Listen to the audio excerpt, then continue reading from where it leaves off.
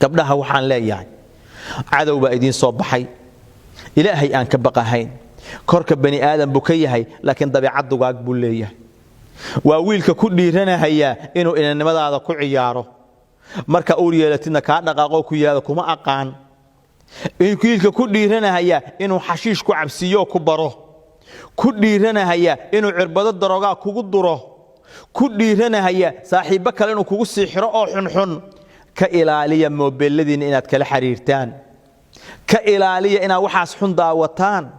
ilaahay ka baqa gabdhow oo xijaabkiina qaata oo adkaarta akhrista oo salaadaha ilaahay tukada oo guriyihiina ku ekaada ilaahay wuxuu ku tilmaamay gabdhaha mu'minaadka ah oo ahlu khayrka ah waqarna fi buyutikun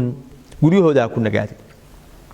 ولا تبرجن تبرج الجاهلية الأولى سيدا ها أدقمننا ها أصابن بحننا سيدا قبله جاهلياتكو أي أهايين intay soo labisato wax walba soo marsatay yaacayaan dariiqa markaasay wax weeyaan fasaadka halka ka yimaada cibrab xumadiisa idinkay salka idin dhigaysa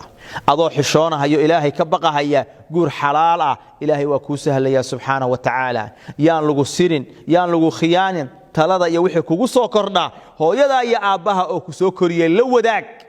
wiil meeshaas iska aragteen oo aan ku soo karin oo aan xuquuq kugu lahayn yuuna been ku sheegin nin ajnabiga gacantiina ha ku salaaminina